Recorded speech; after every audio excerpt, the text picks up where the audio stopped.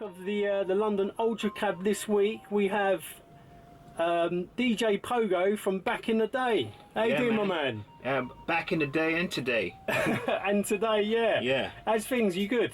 I'm really, really good, man. I've only been in London like 12, 13 days. Yeah. It's the first time back in 7 years, so I feel like a tourist. Well, listen, my man. It's an absolute honour to have you in the back of the cab. And anybody watching this, sit back and basically enjoy the ride. Yeah. So, right, Pogo, first two questions I got for you is, where you from and what was it like growing up as a kid? Originally I'm from East London. You're from East Side? Born and bred in the East Side. Lived there, well, I grew up there. It was hard because the East End of London was the last part of London they started to really develop. I remember growing up in school and we was always getting evacuated from school because we were finding the old bombs, because the Blitz, whole area was just destroyed. Yeah, East London got hit, didn't it? It was destroyed. It was destroyed. There was nothing left. So basically, growing up with that happening every 6 months, they were finding another bomb. If you walk around East London, there's still loads of the old buildings there. Lots of it's been redeveloped now, but there's still lots of old buildings there from back then. Going to school was a bit challenging because there wasn't that many black people in my school, and we had skinheads, mods, you name it, at our school. Yeah, and also the football violence was big then as well, wasn't it? Yeah, the football hooliganism has always been big. It was big in the 70s everywhere. We had the local team was West Ham, and they had the ICF and all that clique, and half of them lived around us. We lived around those guys, so we were the younger lot growing up, so we saw those guys doing what they were doing. So we had to go through all that. But the skinhead era was the worst, I would say. Getting jumped by skinheads when you're like a kid still, and you got fully grown men and big old teenagers jumping out of cars and stuff, fighting you and stuff. So that happened a lot in East London. And Pogo, what music was you into back then, back in the 70s? 70s, mainly reggae. I listened to what my mum was listening to, reggae. Yeah. My mum was a country and western music person, so it was Jim Reeves, Tammy Newett, all that stuff was happening. Calypso, all the Calypso records. My dad was more into like reggae and dub. I still have loads of their records, still original 7s. So that was the main thing. I've got two older sisters, and Mum was really into the new wave thing coming to the end of the 70s. I was going to say, she was a new romantic, like a futurist. Yeah. I was into it too. I think the first record I bought was Adam and the Ants. I think it was something like that. It was. My other sister was into disco funk and jazz, so I've got all the original old jazz disco funk classics, original 12s. Records used to be 25p then, and 12 inches were 50p back then. What was the first record you bought, Pogo? Adam and the Ants? I think it was Adam and the Ants.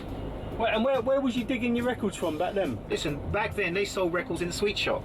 Yeah. You could buy a 7-inch record in the sweet shop. They used to sell like the best 75 records, used to be in a box on the counter, and you'd get them from there. That's how it was back then. And there was loads of like second-hand shops, but you would find like 12s that weren't even that old in them. But my sister always got the latest records, and they were cheap then, 75p, 50p. Yeah, it wasn't even a pound then back then. So moving on a little bit further, how did you get basically like into the hip hop? Well, after listening to just what was like back then, everything was the radio. Yeah. There used to be Captain Radio. Used to have a guy called Greg Edwards, amazing guy, and he used to have the best disco in town show. And on the Sunday, he used to do like the top 40. And every week he would do the #1 hit record that was happening in America. And they played Rapper's Delight. We're talking 1979. 79, yeah. And basically, I'd been listening to disco funk, so I knew the whole groove with Chic and everything. Well, okay. And then this guy just starts rapping. Hip, hop, hip. I was like, what the hell is this? And then found myself reciting it after listening to it once. Found myself reciting it, and some of the kids at school were singing it as well. And it became really, really big. And that was like my first introduction to it. There was other things going around, like Stevie Wonder was doing that, Do I Do. You had Vicky D, This Beat Is Mine. But I never really paid much attention to those. Rapper's Delight was the thing that really grabbed me. That really grabbed me. That was the game changer, wasn't That it? was the game changer. You have to understand, we only had Top of the Pops. Yeah. And there was no other kind of music show. Remember TV, we only had three TV channels back then. Everything was closed by 12 o'clock.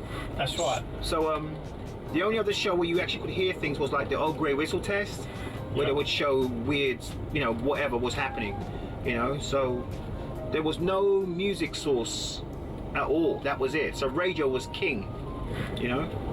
So Pogo, before the DJing, did you get into the breaking or the graph? I was into everything back then. I think it should be the same now, but if you was into hip hop culture, you was into everything. It was about embracing the culture. So I tried to do breaking. I wasn't any good at it, but I still tried. So I liked it, so I tried. I tried popping. Not really good at that, but I liked it, so I used to do it anyway when I was no good at it. I did the whole graffiti thing. I was the first. Did you used to throw up a few tags? I was the first to do the Hall of Fame in East London on the Greenway. Me and a guy called Michael. I won't say his last name. Yeah, don't say his surname. When was this? Like 83? This would have been 82. Right. 82. And we didn't know about painting the wall white. We just had throw-ups on there, but that still drove the people mad. Like, how dare they do this here? You know, so, you know, that was my first introduction to graffiti. I did the whole train tracks thing as well on the train. I went to the yard once. Did you get a buzz from it? Scared the hell out of me. Yeah. It scared the hell out. You don't realise how big trains are. Yeah. You're on the floor and you're up against those wheels, and you hear the electricity running through the track and stuff. You can hear it buzzing, can't you? Yeah. So unless you've been to, like, a lot of people throw up and do whatever they're doing, but until you've been to a yard, a proper train yard, you start to take a different kind of respect for a different kind of respect for graffiti artists. That is difficult. You know, for me, that was like, whoa, okay, now I understand. You know, so I had a whole different respect for a graffiti artist after going to the train yard. Yeah. And can you tell me about some of the early jams you went to? Early jams? Yeah. Right. Going back to East London, I would say. I mean, what were the first kind of hip hop jams you was going to? Right. I would say locally, 82, 83. Everyone had a scene in their own area around about 82 because hip hop was the main thing, and England always embraces the new fad, and especially London. And when hip hop came in, it was embraced. It was embraced. There wasn't rappers, but everyone was into the music, so everyone was trying to dance and do something. There was a place called Embassy Club on Barking High Street, and basically they were playing disco funk and stuff, and in there, that's 83, beginning of 83, there was people like MC Duke used to dance there. Oh, Duke was there? Yeah, he was there. He's from East London originally. Yeah. Then you would have the Carters. Danny Carter was the main popper that we knew back then from East, and that's why I met Zippo. I met Zippo there. Oh, so you met Zippo that far back? Yeah, me and Zippo used to live down the road from me. Yeah. Next stop. So I knew Zippo's the one that actually really got me into the whole Covent Garden thing. You know, so you know, me and Zippo were hanging from there. You know, he was popping. I was like, who is this kid? You know, and then he just came up to me and started talking to me, and then we were just hanging from then. You know, so that's how I met Zippo. So we used to go to that club. There was the Hartley Centre in the same area, which they were doing little things in. In West Ham, there's a rugby club there, and we had a big hip hop battle, like a b-boy battle in there with two local crews. That's when I met Sparky. Sparky was in the other crew. Then there was So was Sparky a breaker?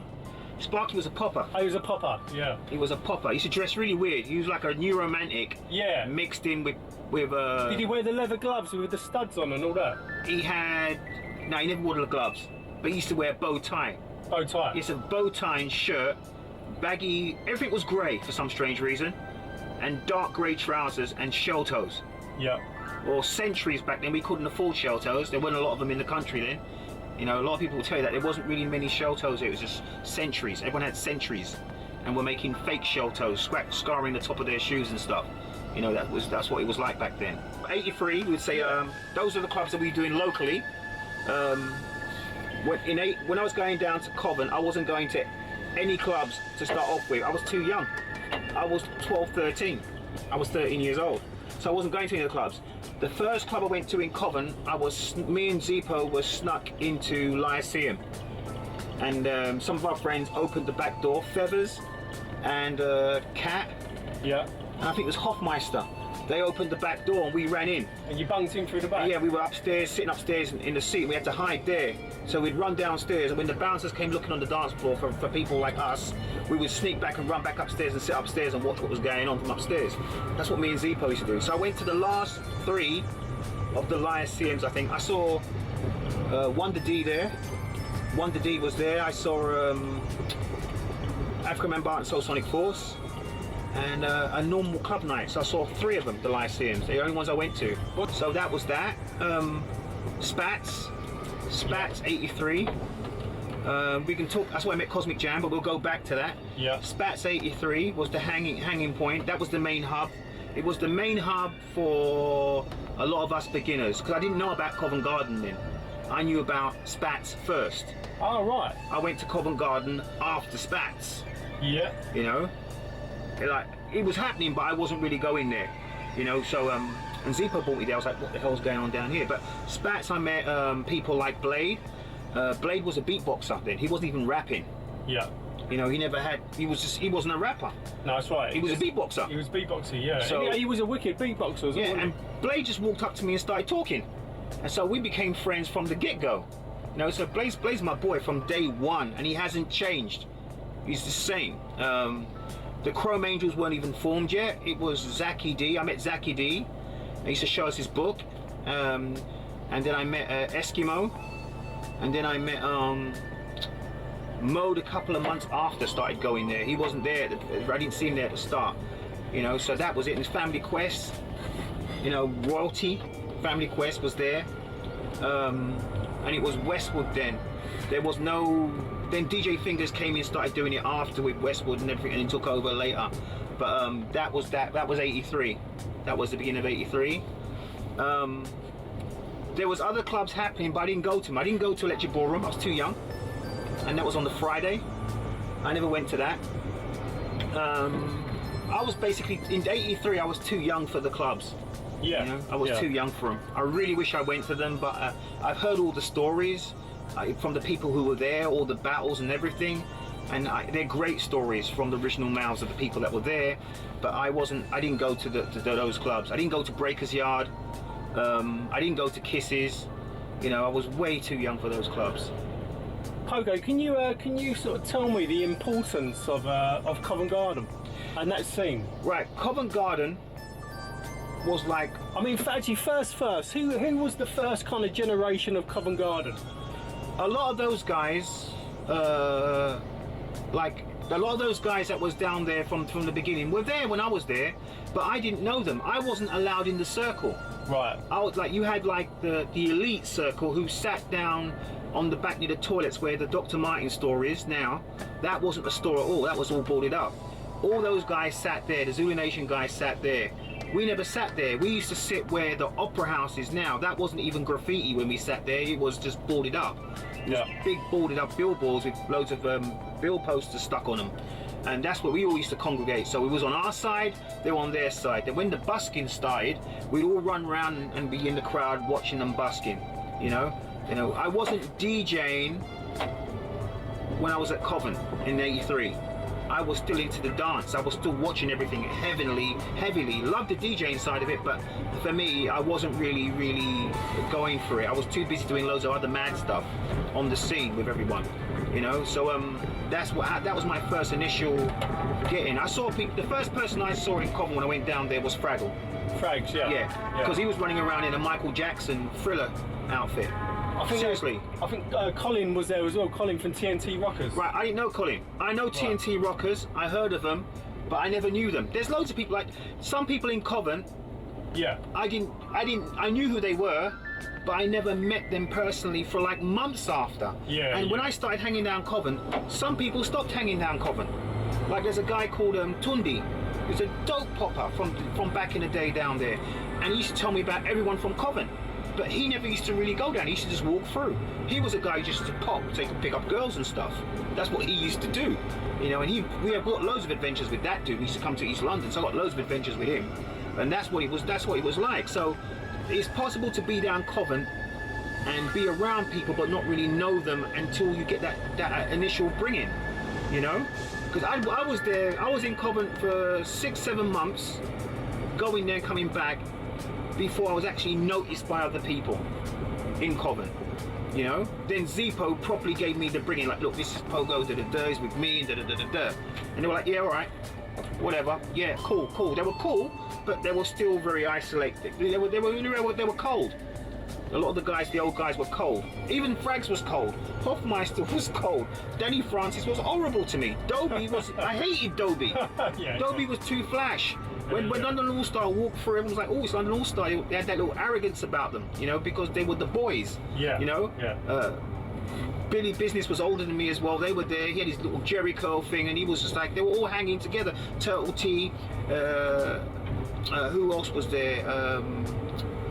There's so many. Flash was there. Then Fury was there. I remember seeing lots of those old guys. Skipper G. You had there was so many. Darnell. Yeah, loads. There's so many of those old names. So many. Pogo, can you tell me the importance of Covent Garden then? Right. The importance of Covent Garden for us as Londoners.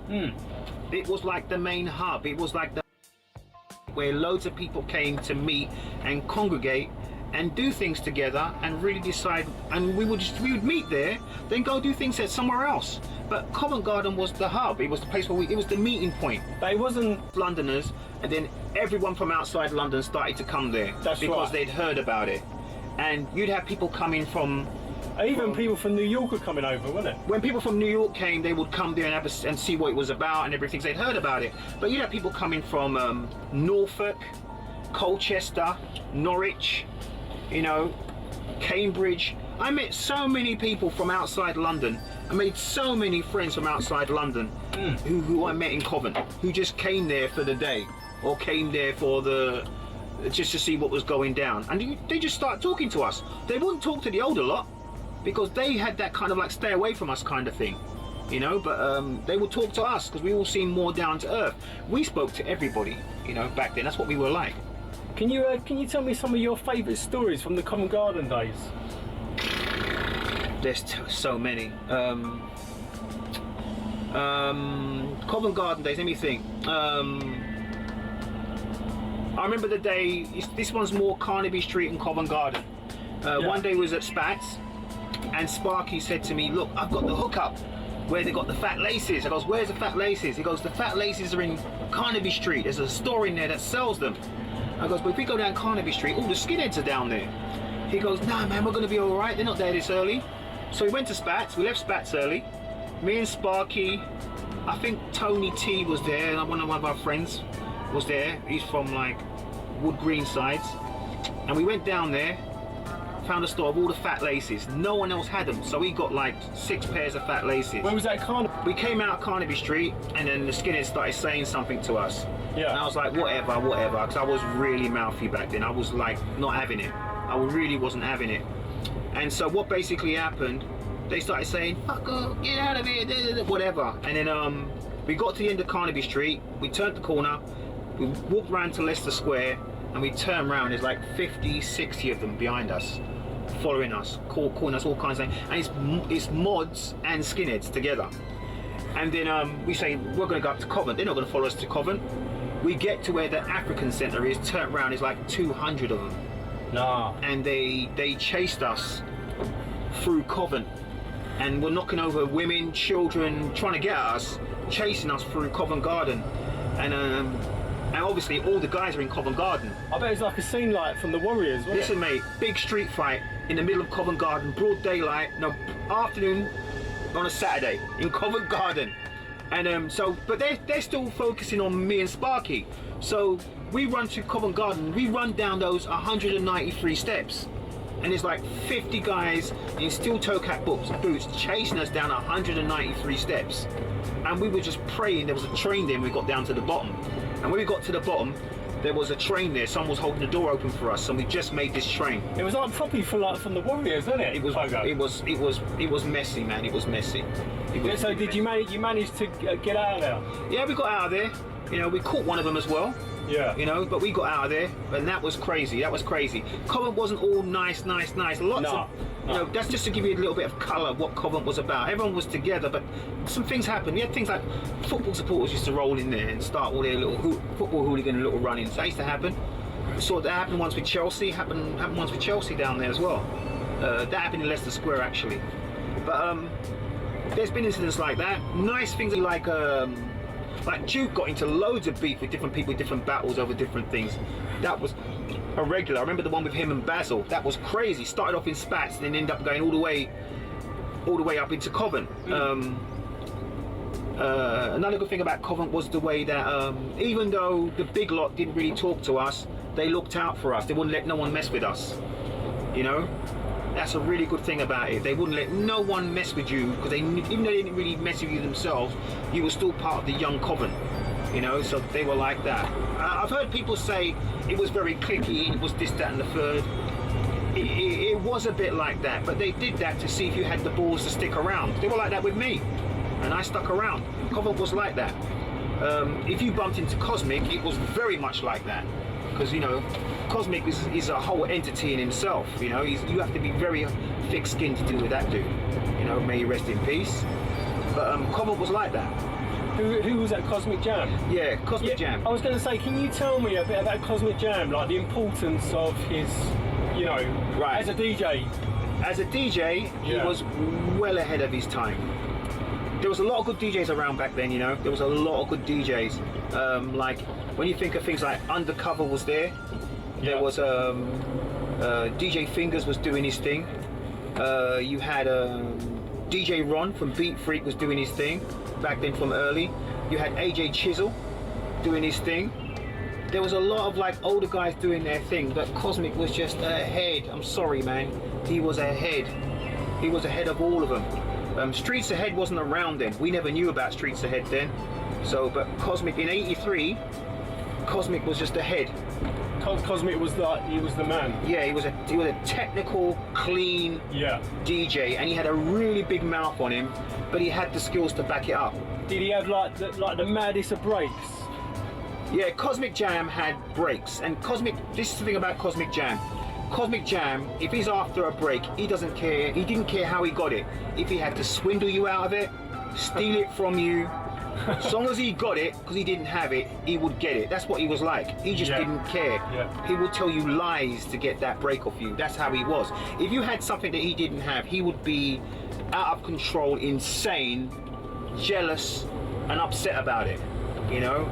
I remember, this is a really good story. Like when Streets Ahead came on the scene, Streets Ahead was brought on the scene not by Westwood, it was brought on the scene by Max and Dave. Max and Dave Mastermind brought Streets Ahead on the scene. So I've got lots of stories with Shem and Cosmic. That was a really, really funny rivalry. And one of them is the break Yellow Sunshine. We used to call it Blue is the Colour. That was our nickname for it. And Shem, Streets Ahead, got the record, and Cosmic never had it, and he was fuming. I mean, like, I went round with him, so I was with him every day. He was cursing about this every single day. Every single day he was cursing about it for about a week. About a week he was cursing about it. Then I didn't see him for 2 days. I don't know what he was doing. He comes around to my house. He hasn't got a tape deck, so he comes to my house. Need to use a tape deck.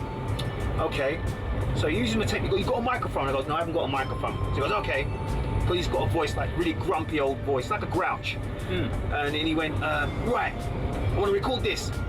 He puts on Yellow Sunshine, Blue is the Colour, and starts cutting it up amazingly. Yeah, I've got this on tape, cassette tape, by the way. And he goes, "Record this." So I start to record it. He's recording himself cutting it up. He stops the record, plugs his headphones in, and goes, "Yeah, Streets Ahead. It's Cosmic Jam, and yes, I've got it. Blue is the colour." Ah! He has this horrible witchy laugh. Yeah. Starts laughing, then starts scratching the record again. And he wanted me to post it to Streets Ahead. That's how mad he was. He was just obsessed. He was obsessed with it. He was obsessed with it and obsessed with Streets Ahead. He was crazy. They had mutual respect for each other, but on the battlefield, I've never seen nothing like that, even to this day. Was Cosmic a massive influence on you? Definitely. He just told me, one of the best things he told me, which I still say today, the ethics, he does play true. He said it doesn't matter what worries you, what you're scared of when you're DJing, at the end of the day, once you're up there, people don't want to hear excuses. Get on with it. Yeah. Get on with it. And that's what his attitude was like. He just didn't give a shit. He just said he would just get on with it. He didn't care. He just got on with it.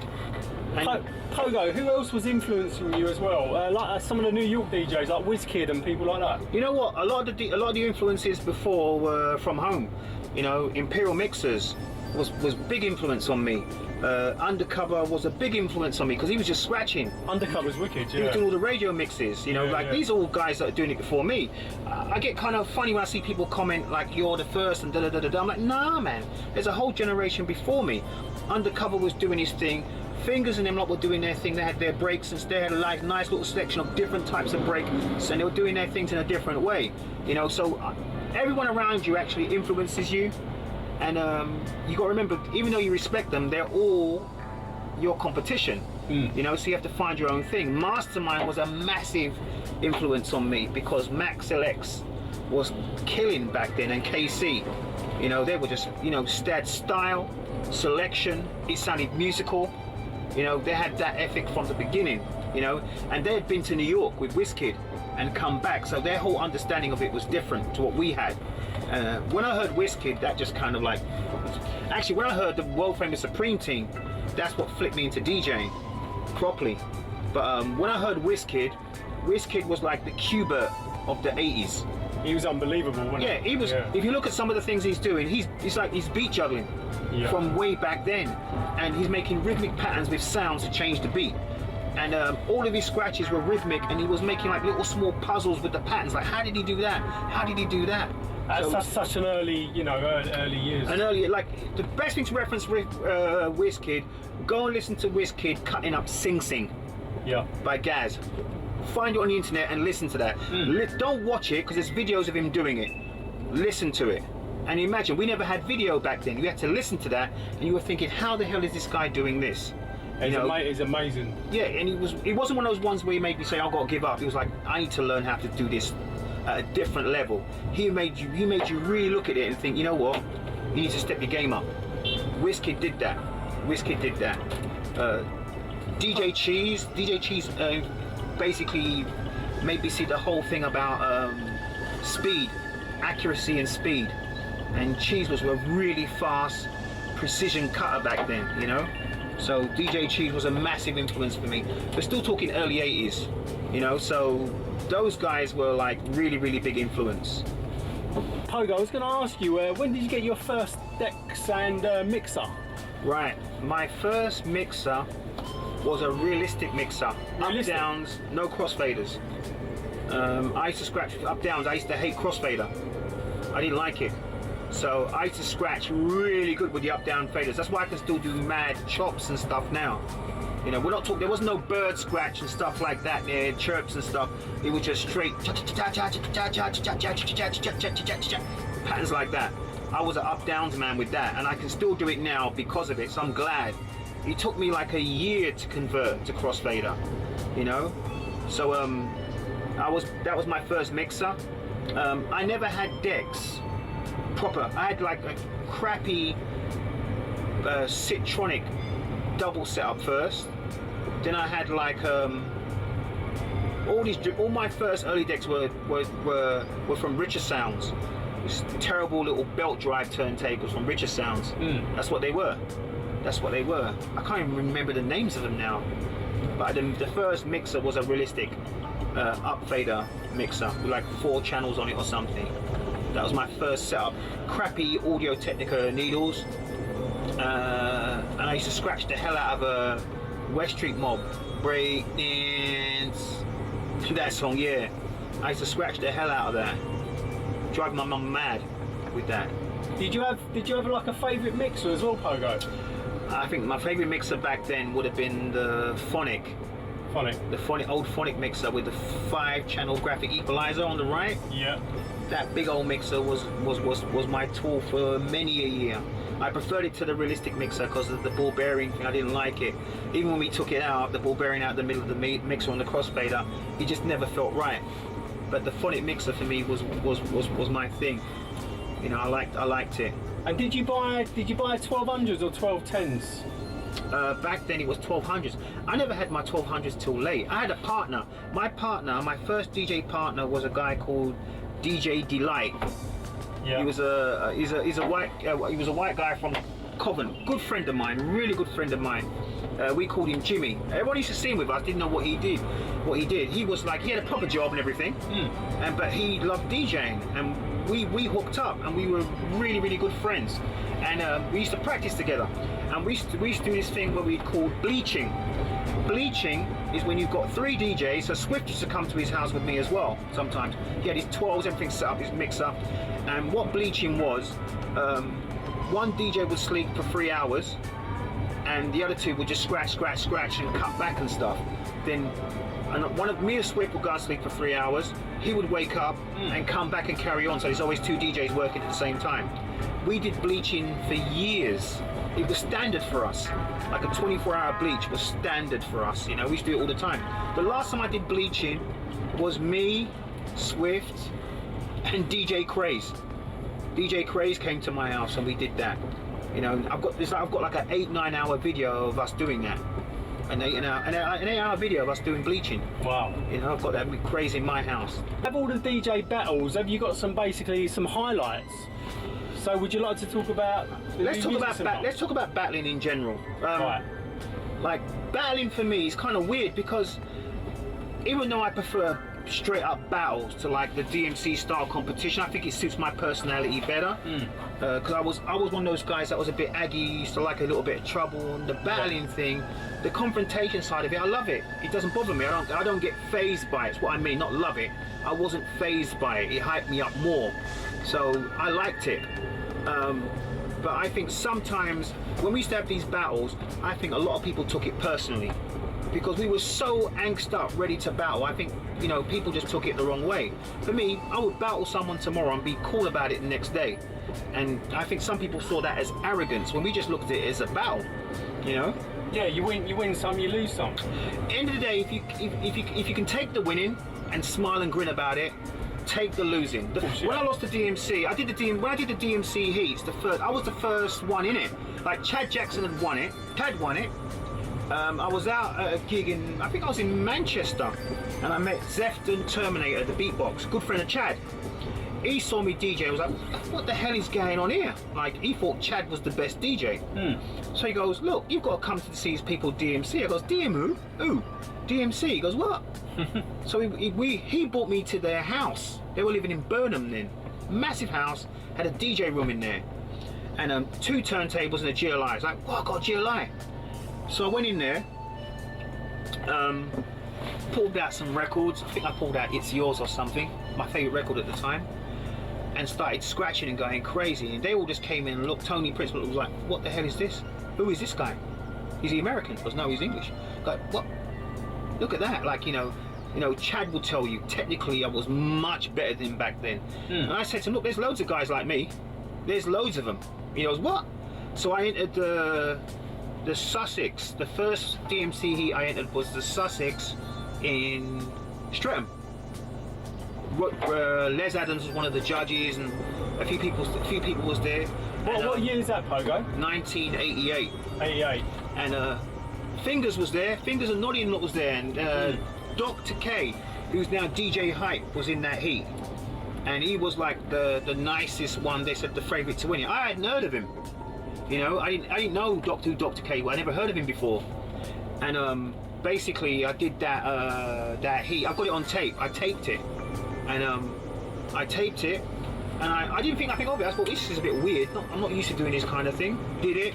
I won, and went on to the you know, basically you do the semi-final. Then it was a heat, semi-final, final. You know.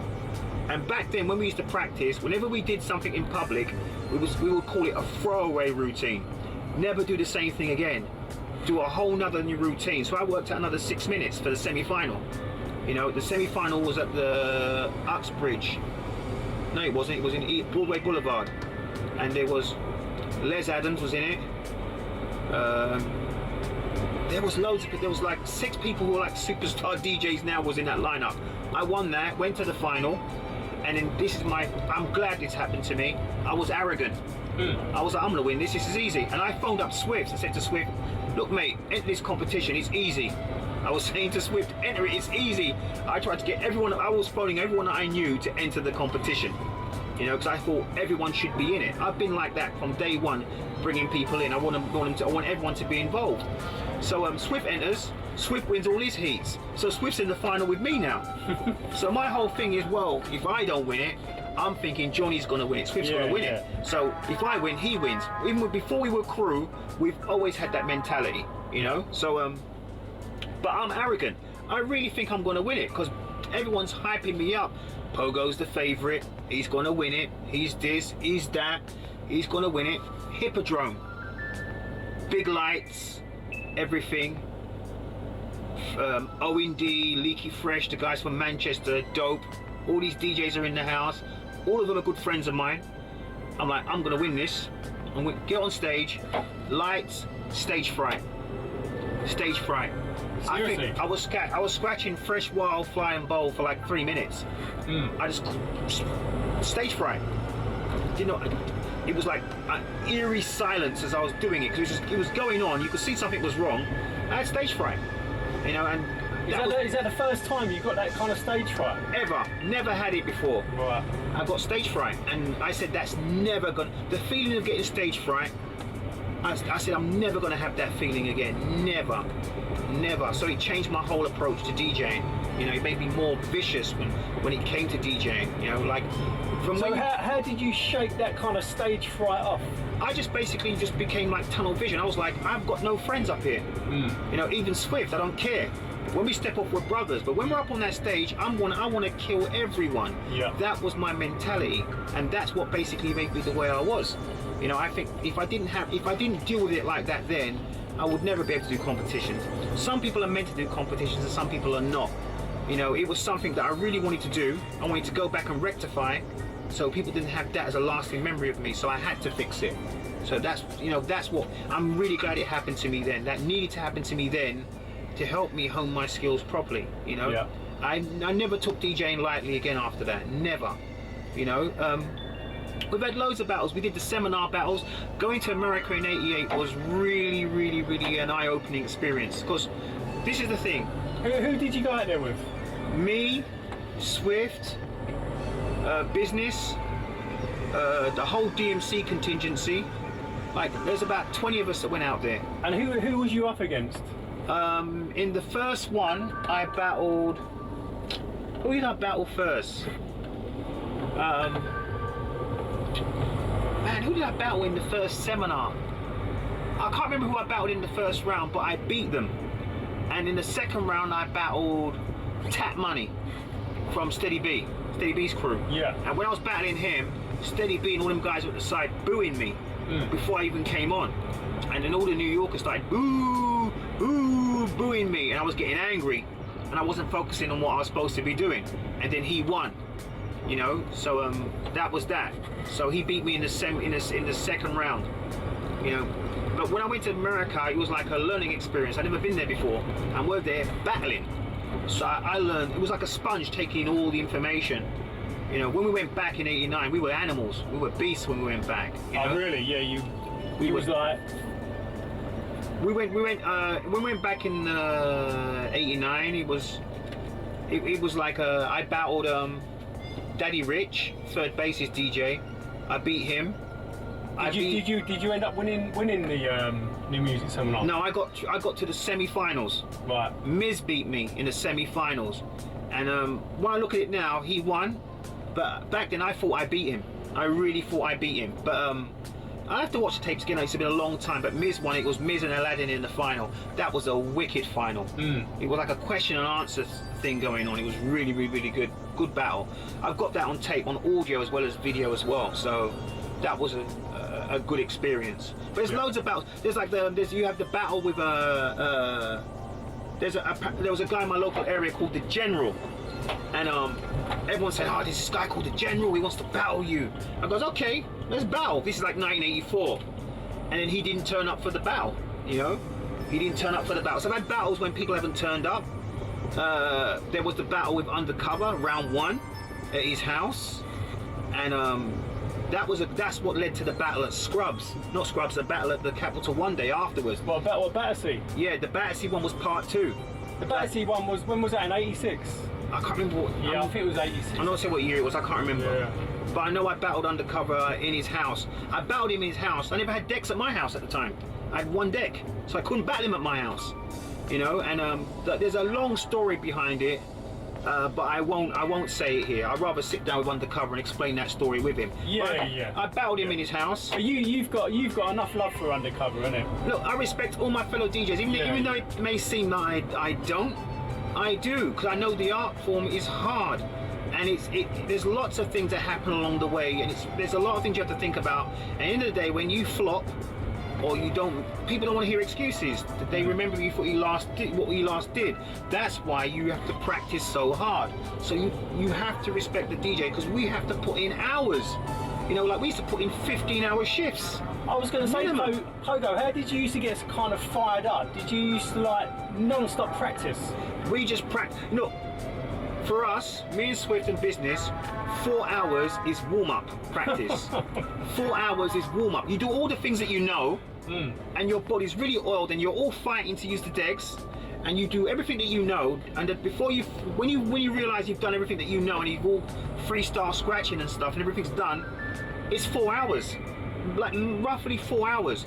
Then you're like, okay, you pull out a new record, let's mess with this. You'll mess with that new record for like 3 hours to see what you can do, your old stuff, and try and you'll fall on new stuff. Then you try to perfect it, and all of these will try different stuff with the record. Then what usually would happen, whoever had the freshest stuff with the record, we'd let them claim that record. That's what we used to do. We would let them claim that record, and then we'd do something else. But that's what we used to do. For us, that's standard. When you think about everything I've just said, that's 12, 13 hours right there. And then you do that, whatever energy you've got left, you practice again on top. That would make you run roughly 15 hours. Wow. That's how we used to do it. Yeah. So, you know, we had the battle with Undercover. It was business, and Comanche Slide was there, and they said I won. Both said I won, and I was there jamming with Undercover afterwards, you know, so that happened. That did happen. Then we had the Scrubs battle afterwards, and you know, me and Swift was walking past, and Comanche Slide called us out, and we went back on stage and we did that. There's a video of some of this as well, and there's definitely audio of it as well. And we're doing loads of like gimmick stuff, the motorbike scratch, the echo scratch, things like that, and Undercover and Supreme. First time I really saw Supreme DJ. Supreme is doing all these, and Undercover doing these mad scratches. And for me, looking back in hindsight, I would say it was a draw. I would say, everyone said we won, but I would look and say it was a draw, because technically with the scratching, they were doing some stuff. We were doing some stuff too, that no one heard before, but they were when they were scratching, they were better than most Americans that were scratching back then. That's a fact. Well, that's that's nice of you to say that as well, Pogo. Look, I'm real. When it comes to the DJing side, give it up when it needs to be given up. People work hard at this, man. Some people don't appreciate it, think it's all noise. But when you understand technically what's happening, you can see someone's really put in work. You know, you can really see the ones that put in work. You can see the ones that are biting, and you can see the ones that are being innovative. You can see it. What separates a DJ from a normal DJ and being a great DJ is the ones that can always take the same stuff as everybody else and make it sound different and keep it funky. Yeah, I look for that. Yeah. I look for that. Yeah. You know, so that's how I look at it. You know, so there you go. There was the battle. All right, so we had that. Then you have there's a couple of battles that's been decisive. Like when we did the battle at Borderline, that was the one where we wanted to step down and pass the mantle to all the younger lot. Okay, and I think everybody interpreted it the wrong way. They interpreted it as we were being arrogant and like we didn't have a right to do it. When I think we had every right to say that, because we've been doing it for years, you know. And I thought it was a nice way of just passing the mantle. Then we got baited on 279 show by people phoning in and just basically trolling us, and we took the bait. Shouldn't have done that. Shouldn't have done that, but we did it. And so the time we got to the borderline battle, it was like proper moody atmosphere, hate crowd, hate crowd. And for me, that was I think out of all the things that we'd done over the years, we didn't deserve that, you know. I think we deserve, if everyone wanted to be all right, they didn't like us, fair enough, but we didn't need to be have the hate vibe, and that's what basically happened there. And I'm, in a way, for me, I'm glad it happened. We made it. We felt we were unappreciated. We felt like we were being disrespected. And it was, that week was a really hard week. That was the same weekend, the same day, the day before I'd broken up with my fiancée. So for me, emotionally, it was a really hard week. Then we came to borderline, and then we had all these bad vibes. I was like, you know what? Let's just do it. I didn't want to do it, but we just did it. And no matter what we did, people was booing us. It wouldn't matter if we span on one thing on the turntable, people were just booing us. And I said, okay. And we was going to retire. And I said, you know what? After the borderline battle, I said, you know what, Bills? Johnny, I don't know about you lot, but I'm going to practice. I'm going to practice, and I'm going to come back, and we're going to eat everyone. I said, are you down with it? And that's what made the Enforcers come back. That's what made us come back as the Enforcers. So who was actually in the Enforcers? The Enforcers originally was Swift, Business, and me. And why do you call yourself the Enforcers? To enforce our opinion on others. Right. That's what it was. How did you get your name as well? My name came from the video game, Pogo, from the ZX Spectrum. Oh, right. Why, was that your favourite game? I used to play the game all the time, and one of my friends said to call me Pogo. And then when I was a DJ, and I sold all my computer games and stuff, I was known for it, I just put the DJ in front of it. It's actually the same way how Cuba got his name. Yeah. Cuba got his name the same way. We was laughing about it, you know, about that thing there. So yeah, that's how I got it. And was there any DJs from back in the day that you used to like fear, where you think, you know, this is gonna be tough? No. You didn't fear anybody? No. If you fear, the battle's lost already. It's done. Get over those demons before. Don't come in the ring and think you can just wean it off. Oh, I might beat him. Nah. If that's how you're feeling, the battle's half lost. Either say you're going to deal with them, or just don't, or step away from it. You're not ready. When you're ready, that doesn't come into your mind. We've had, you know, like I remember when I did the 1997 DMC, one of my battles, and he was like, "What happened?" I said, "I'm going to come back and win the DMC." Swift won it in '96, and some people were complaining and saying he didn't deserve to win it. I was like, "What? He wasn't judging it. Don't hate on him. Judge the judges." A lot of people do this. They hate on the DJ that wins when you have to look at who is judging. The judges decide who wins, not the guy playing. You understand? You know, so that's how I look at it. So so when I said I'm going to go back and do that, I said, if you're going to win it, I'm going to go back and win it. And then so what I said is, I said, I'm going to make sure there's no doubt. There is no shred of doubt that I won. So what I did, I practiced for it. I didn't tell no one I was entering. No one knew I was entering till the last minute. And I said to DMC, so I walked into the Jazz Cafe, where it was. I brought my turntables upstairs, put them in the dressing room, and set them up. And I came downstairs, and he goes, any more entries? And the guy that does the entries, his name is Pete. I goes, Pete, I'm entering. He goes, don't mess around, mate. I goes, I'm entering. He goes, all right. And I've been here, I heard when I was sitting there, I heard all these DJs saying they're gonna do this, they're gonna do that, they're gonna do this, they're gonna do that. I goes, okay. And when they went and did all their stuff, I went up there, and he says, DJ Pogo to the stage. Everyone was like, what? And I've gone to the stage and basically did my thing. You know, I did my things like that, the drum and bass scratch and things like that I invented, the little things that I did. Everyone's like, right, you're through to the final, you're the favorite. Then I just said, if anyone has a problem with me being here, my turntables are upstairs. I'll battle anyone. And everyone was there. I said, I'll battle anyone right now upstairs. The turntables is there, you know? No one wanted to battle me. Only person that came upstairs to battle was a guy called Fresh Prince. and I battled him and I beat him, and I've got it on tape.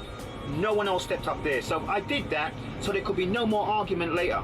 You can't start saying things after when I've told everybody I will battle them, you know. So, and that's what happened that day, and I did that to set a marker, tell everybody I'm coming.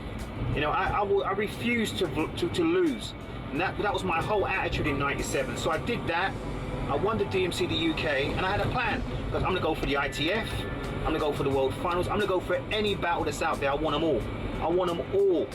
You know, I went to the ITF, the European ones. I just jumped on a plane and went there to do that. I turned up for the ITF in '97, and it's in Germany. A lot of German DJs in there. Some really nice cats are in there. I get ready to go. I go up there. Renegade's there. DJ Renegade's in the competition. He's in the competition. He's battling some German. No disrespect. I forget the guy he was battling from Germany. But he's in there. Star Wars was in the competition, if I remember correctly, as well. And we were the only 2 English guys in there. You know, so I got through to the final. I came second in Europe. So I was second in Europe for '97.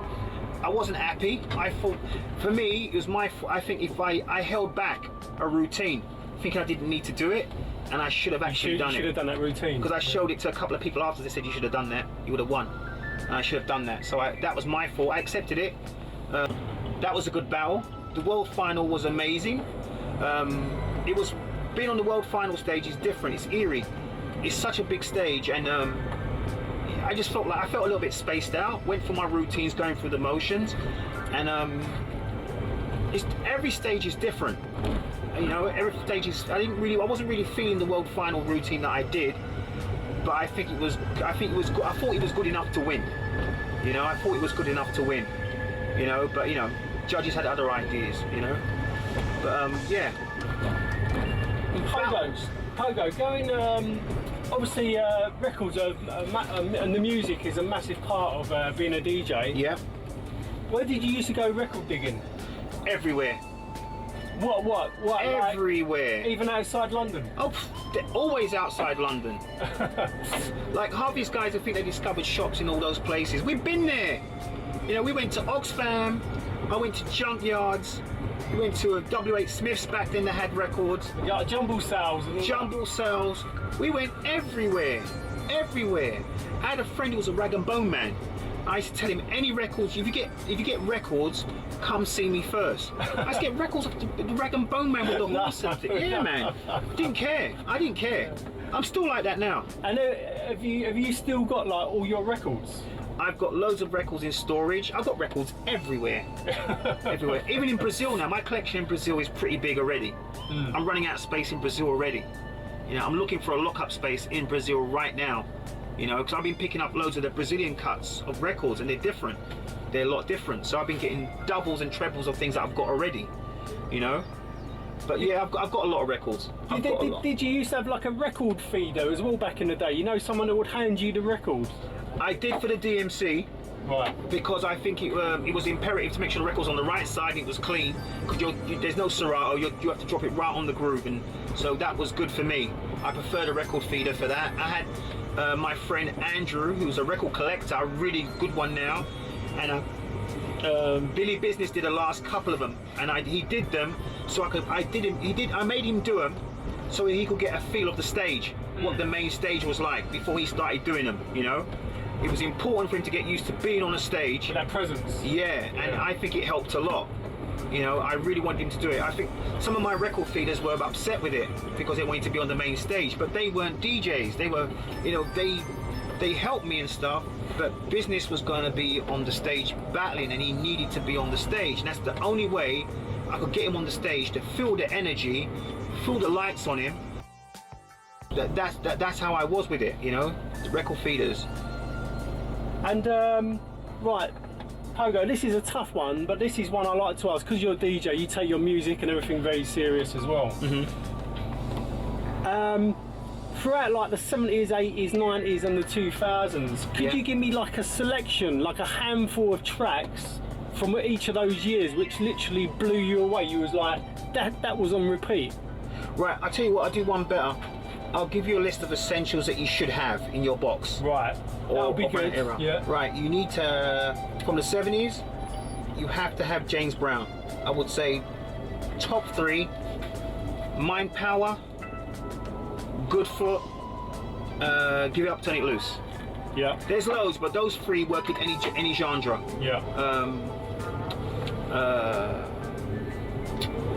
Funkadelic, One Nation Under a Groove, still in the 70s. I'll keep that. Yeah. 80s. Ah, man. 80s. Let me think. That's difficult. 80s. Man, 80s was such a big decade. 80s is tough, isn't it? Yeah, like if you're thinking electro. You got the electro, you got the boogie. Electro, B-Boys Yeah. Break Dance by Fidelity 3. King of the Beat, Pumpkin, All Stars. If it's disco funk, I would say something like I Hear Music in the Streets, or what's it called again? What's that track called again? Damn, there's too many. I've got too many records in my head. Disco funk, what else would I put in there? Do I Do, Stevie Wonder, that'd work in there. If it's like rap era, Big Daddy Kane, Ain't No Half Stepping. One of my favourites would go in there. A bit of Ultra Magnetics. Oh yeah, Ultra all day. Take your pick. Ego Tripping, Travelling the Speed of Thought, Funky. Ease Back, Mentally Mad. all of them. Yeah. Come on, man. Just say Ultra and be done with it. Put the double album in there, you know. So Yeah. if it's that, 90s. Oh, 80s. You got to put a Public Enemy album in there, right? Of course. Have to. Yeah. Rebel At Fours. Yeah. Time Bomb. 90s, Jesus Christ. Things like Laws of the Underground was important for me. Yeah. Chief Rocker, Psycho, I like them all. They cleaned up for me. Man, there's so many things for different reasons. Like for me as well, UK, I've got to talk about things like the Demon Boys. Demon Boys, early Son of Noise, Hard Noise, London Posse. Come on, man, it's like there's too many. It's like there's so many things for different reasons. Hijack. Yeah, Hijack's first album's classic. You know, MC Mello's first album has so many memories tied into it for me for different reasons. There's lots of different things for different reasons, you know. London Posse, yeah, because man, I kind of like saw the birth of them. Yeah. You know, like a lot of people don't know. I used to go to the High Street Kensington place where they used to do stuff with big audio dynamite. We all came together. Zippo used to bring me. You know, where I met all those guys and DJ'd there a couple of times for them. You know, so to see the birth of that and how that all took off, I was just happy. You know, the guys went to Japan and everything. It was amazing. You know, it was great to see our people that we know doing those kind of things. Loved it. So all those records have different kind of sentimental values. Like the thing about a collector is, a collector of music, I don't know about a lot of the other guys, but most of the records I've got have some kind of memory attached to them when I got them. Either the way I found them, the way I got them, or something that specifically happened to me in that moment in time that the record is tied to. So, you know, most of my collection all means something to me. I don't have a favorite record. There's no such thing as a favorite record for me, you know, or genre even, you know. So, you know, it's really hard to do a list like that. It's really hard. Yeah. I mean, it's Like probably the toughest question you could get asked. Yeah, like one of the best records of all time for me was Are Fresh, Fafa Freddy. Because I've used that from the 80s right the way till now. So it's got, you know, it has to be in there somewhere. That record has been a focal point. It's the basic standard level sound that you can check a DJ's skill level on. Because practically every sound that you've heard on that record, you've heard it before, you will know. So when a DJ freaks that another way, you instantly know that he's doing something different with it. Simple, you know? So that record is like one of the mecca records for DJs to go to, you know? So yeah, I have to put that in there. Pogo, going back to like the, you know, the battles of today. Yeah. Would you like to see kind of like the original format where it's like 2 turntables and 1 mixer? Well, it is that. And vinyl? Man, for me, you know what? You have to understand. Technology, for me, technology is not the problem here. It's the creativeness of the people that use it. If you think of turntables were not designed to be used for what we use them for. You know, they weren't designed for that, but we took it and flipped it and used it in another way. Half of the equipment that's been designed for DJs now, DJs are flipping them to use them in different ways than what they're originally designed for. It just becomes, it's the creativity of the DJ. It's not so much, I think there is some of the DJs, I think the way of practicing is different. It's changed now. We would happen on mistakes and styles and techniques. A lot of people now go on the internet and rewind footage 30, 40 times till they really remember the cuts. Then they'll do the cuts exactly and not actually go through the process of falling into learning how to do it. And I think it means their whole ethic way of practicing, not all of them, but most of them practice like that now and don't actually put in the extra hours of the not knowing. The not knowing how to do something in DJing is almost the best part, because you always happen to make new things up on the way. Then you remember it and come back to it later and execute the thing that you want, then go back to the thing you was working on later. That's what we used to do. But I think now, it's almost like it's too organized. It's too organized, you know? Like all the features on these new mixers and stuff, if you don't want to use them, don't use them. You don't have to use them. You know, you just have to just basically use what you think you need to make what you need happen, you know? And like some of the techniques that they have on there are really good, and some of them I don't think you don't really need them. But I think it becomes up to the individual to really think outside the box and flip it and come with something different. That's the whole art of hip hop, to take something and flip it and use it in a way it wasn't thought of. So even though you've got technology and all these things, these guys are supposed to take them and flip them and use them in the way that makes them sound fresh again. That's hip hop. That's a great answer. Well, Pogo, I was going to say to you, you're involved in teaching now as well, aren't you? I've been teaching for years. Right. I've been teaching since 1997. So what made you get into the teaching? It's the bigger picture of actually what hip hop culture was. Hip hop culture was about teaching and learning and spreading your knowledge. And what better way to spread your knowledge but in starting at grassroots? You know, I studied to teach, to be a teacher. I studied to teach music as well. I traveled with the British Council for from 97 right up until 2005, teaching in different countries, learning English through music and just learning people how to use different types of equipment, getting equipment from sponsors and giving it to people in countries that weren't as privileged as myself. I was teaching in prisons, just to teach those people, to show them there was a way out, there's a light at the end of the tunnel. I was teaching problem kids who never had the same opportunity as me. You know, I know what it was like when I was young. It's hard. No one's really there for you, so I was giving them an option. I was helping those kids that didn't have the money to buy turntables, so I would create workshops just to bring turntables there and leave them there all day so they could basically practice. You know, I helped restructure the whole schooling system in East London under Tony Blair's government. We brought music technology to all the schools in East London. I went around to schools with turntables, with computer technology, with Logic, and explained it with Sparky. And I used people like Business, TY for the MCing. We did that for East London. I don't blow my trumpet about it. I didn't blow about it then because I just thought it was something that we had to do. You know, you have to give back. So we've been doing that for years. The reason why I settled in Brazil is because I was doing workshops there. Then I was like, I felt like I was being flashed. I was there bringing turntables and stuff for them to practice on. Some of these guys weren't eating. So, you know, I left my stuff there and said, look, keep it. And I said, I'll come back and do more stuff with them. But it got to a point they were like, why are we practicing? There's nothing for us. And that's why I set up the DMC in Brazil. I wanted to give them something to practice for.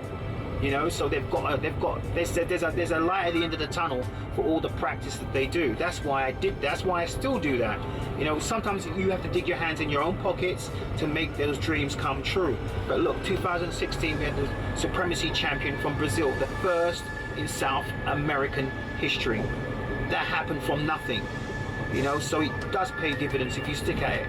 You know, I do a lot of behind the scenes things to help people. I do a lot of advising to help people to how they can invest their money in things for the arts. I do a lot of that still.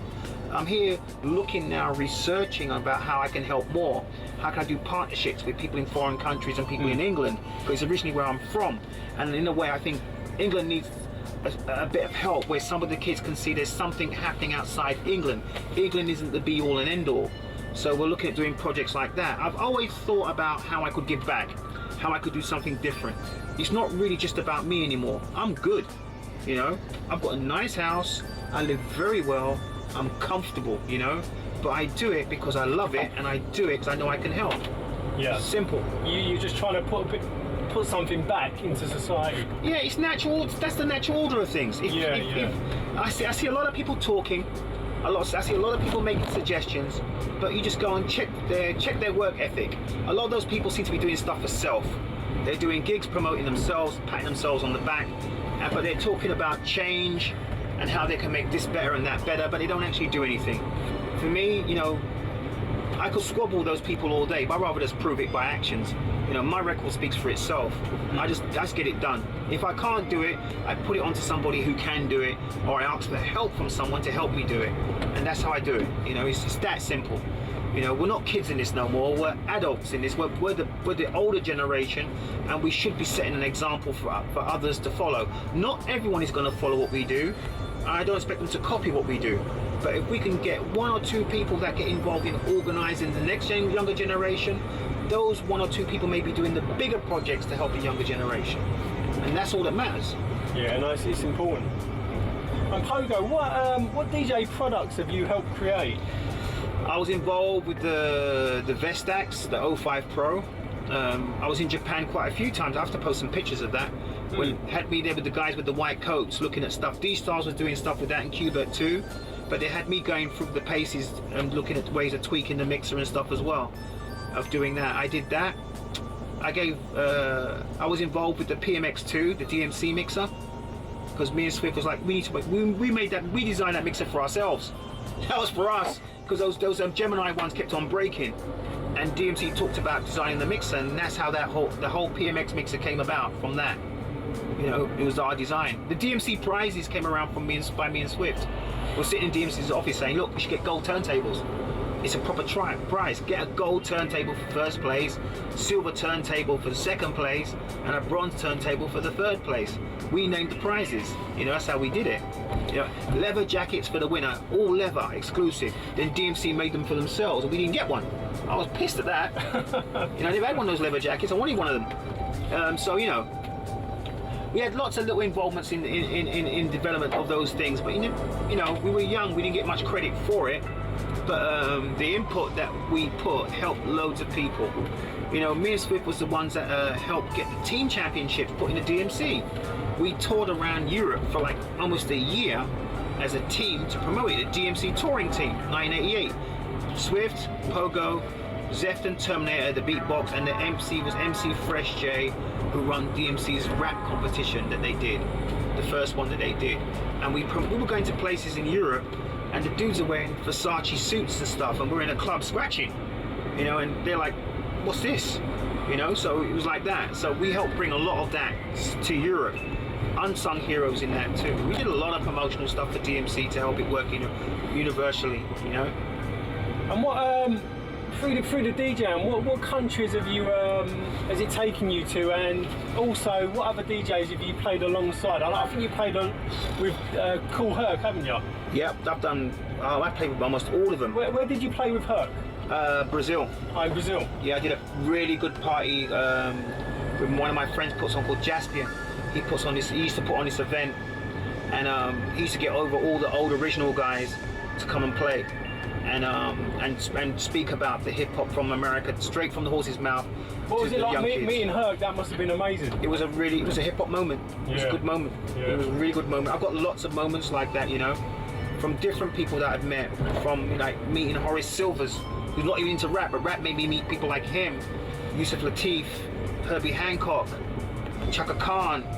You know, I met James Brown at the Royal Albert Hall. My idols, Grand Wizard Theodore, Jazzy J. I actually brought them to London to do workshops. Wow. I got them to bring them to the launch of one of my break albums, Grandmaster Flash. I was involved in him getting his deal, you know, for my Break Presents albums.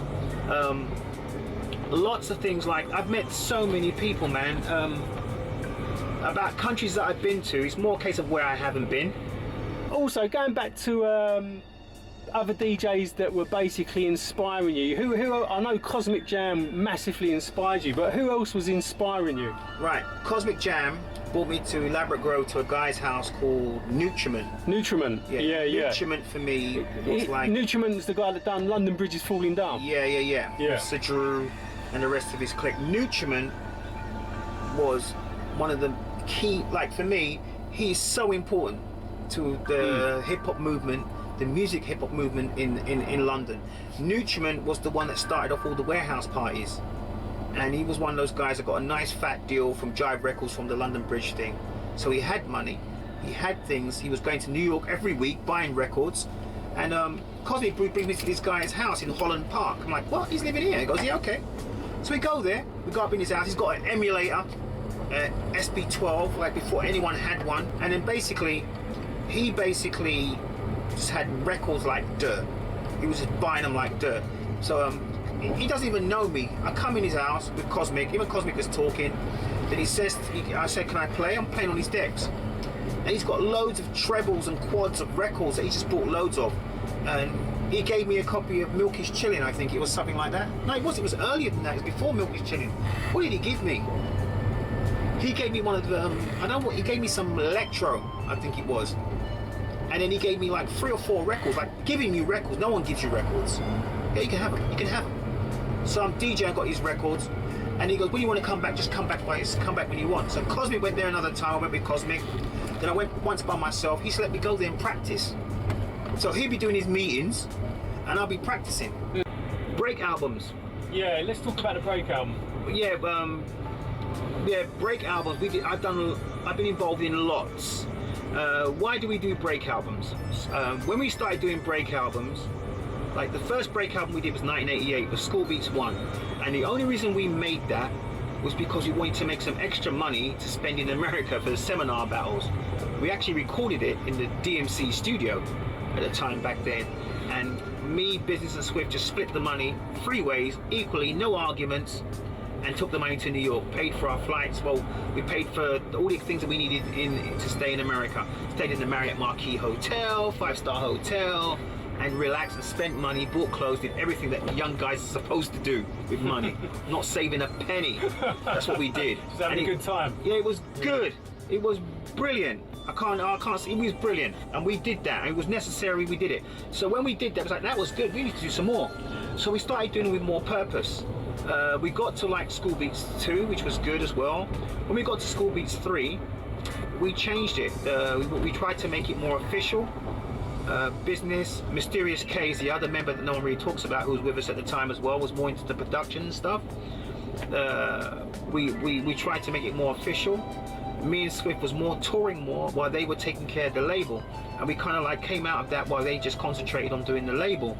Then I did Pogo Breaks Volume 1s, 2s and 3s. I did them because in the early 90s no one was really doing anything like that, and just there was like DJ help records, not battle records, just beats and stuff.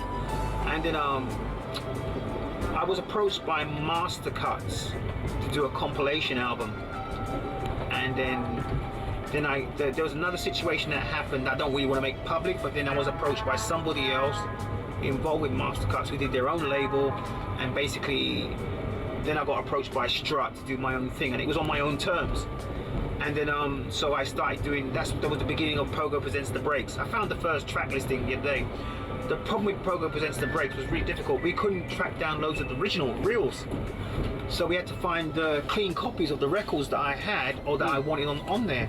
And I had to start asking people for copies of records. I never had clean versions of them. Because those all cut up and scratched up. Scratched to shit. Yeah. Or you have a crystal clean copy, and there'll be a little nick or a crackle in there right where you on the track that you wanted. And you'd never played it before. That was a pain in the backside, man, you know. So you know, I was scouring around for records for that. So like, one thing I need to put straight, I've always said this, but some people seem to have missed this. I never take full credit for my breaks albums. A lot of people helped me put that together. I credit everyone on the back, but whenever I've interviewed about it, I said, yeah, a lot of people helped me put it together because I never had the originals of them, you know, so I had to go to certain people to get them. Fellow record collectors who were my friends and stuff, so... Can you still buy them? I'm not sure. You know, they're not sending me no more royalty checks, so if they are, I want my money. You know, so I'm actually going to pay those guys a visit. I need some. I haven't got any of those records anymore. I gave so many of them away, thinking I'll get another set. I haven't got none no more. I've got the promos, but I don't want to play the promos. You know, and I like things like breaks. If I can, I prefer to cut them on vinyl than on Serato. Yeah, it's just a different feel, a different cut. Like loads of my Serato records have been wagged from my vinyl, so they've got the crackles in them and everything. But it's just not the same. It's not the same when you put that thing on the needle on the record and you start cutting that break.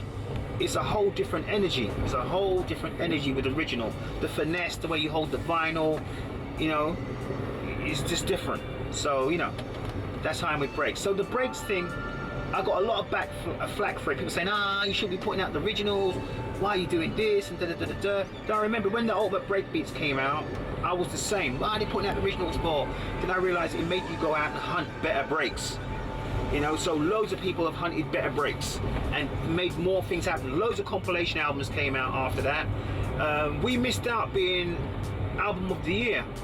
K-Tel Records beat us, you know, because they sold millions. You know, I didn't realize how much they sold, but we got beat by K-Tel. But the albums were that popular, you know, they were that popular. Well, yeah, we're coming up to the end of the interview now, so I've got to get you over to Portobello Road. Yes, man.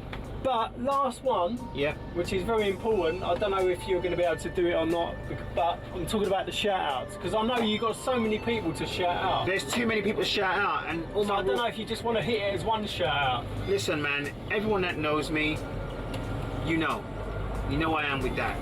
All right, you got your immediate family, like, you know, your Swift, your business, you know, your 279. You know, I've got loads of people that I can shout out all day, you know, but they know who they are. Maybe when you put this out, I'll do a link with everyone's name underneath it and add and add and add. But, you know, end of the day, don't believe everything. Don't take it for granted or as gospel what I say. Go back, fact check it. You know, I always say this to people. Even if it's me, I know what I'm saying is true. But there's enough people alive right now who can verify what I'm saying. Go back and see them. If my date is wrong, go and check the date and see, and let's correct it together. I'm really about getting the history done correctly, and for me, anything that can be added to our history makes it better, you know, because no one was in the same place at the same time. Not everyone was. So anything that can be added to make our history better, I'm up for that. So I think, just for starters, not because I'm lying, I think we should always go back and fact check to make sure that, you know, whatever I'm saying is true. Go back and check and go back and find the sources. The sources are out there. I'm going to start posting lots of footage about the things that I've done anyway. So my words will be backed up by my footage and my photos. But I think we should be doing that to everyone to keep the scene as pure and as healthy as possible. Well, Pogo, all I can say is it's been you've dropped some absolutely brilliant history there, and I hope you've enjoyed the cab journey. It's been great. Yeah, it's quite nice. It's nice and relaxed in the back of the cab as well. Yeah. But yeah, you've dropped some really nice history. I know I've missed out loads, but you know, wait for the book. The book is coming. Are you doing a book? Yeah, I'm making a book. I just can't decide what I'm going to put in it, and there's some things I definitely cannot put in it. You know, like, you know, there's some things that happen on tour, you have to leave them on tour. Not saying it's me, but it just implicates other people who don't want to be exposed. So there are some things I can't put in the book for those reasons. But it's a lot of sifting through. It's like it's over 30 years worth of things to go through. And I'm talking. What are you going to call the book? I haven't got a name for it yet. No name yet. I think it's going to be volume 1 anyway. Like, you know, Cosmic Jam gets a chapter just by himself. Yeah. You know, so it's like, when you think about it like that, it's going to be, these books are going to be pretty heavy. You know, so I'm thinking about, I'm writing notes and writing things down, and getting facts together from people that I know. I've been meeting lots of people to get their dates right, to cross-examine them with my dates to make sure my dates are right, so the book is done in the right way, in the right context. You know them dates 100% correct. And it takes time. It takes time. Like, I'm trying to find out. I'm going to Birmingham. I'm going to find out about the times we used to go to Birmingham Powerhouse, because we used to go to Birmingham Powerhouse, and you'd be up there, and there'd be b-boying and stuff. And I wasn't DJing, and I was watching. I was going up there with the crew. And when did you go Powerhouse? What, 83, 84? 84. 84. And then you come out, and there'll be loads of Birmingham locals out there wanting to fight you and start throwing bricks at the bus and stuff. You're hiding behind your bus, and all the windows are getting smashed. That happened. Those things happened. So I've got to go there and try and talk to the people that were doing it. Yeah. So I'm trying to do that, on the weekend, trying to get that done now. So, that's what we're doing. Trying to put everything in its right place. Right date, right time. Well, Pogo, absolute honour to have you in the back of the Ultra Cab. And I'm going to get you down Portobello Road now. Let's go. All right, but thanks for dropping some nice history. Yeah, you're welcome. And I know you've seen quite a few of these interviews as well. Actually, saying that, if anybody's watching this interview, please subscribe to this channel, because what I'm trying to do is bring our history as well. Yeah. Because I've already interviewed Cutmaster Swift, Dave EJ from Mastermind, Jumping Jack Frost, the Ragga Twins, as well as I've got loads planned as well. So yeah, try and subscribe and share this interview. Yeah. All right, Pogo. Right, let's get you down now. Let's go. Let's go.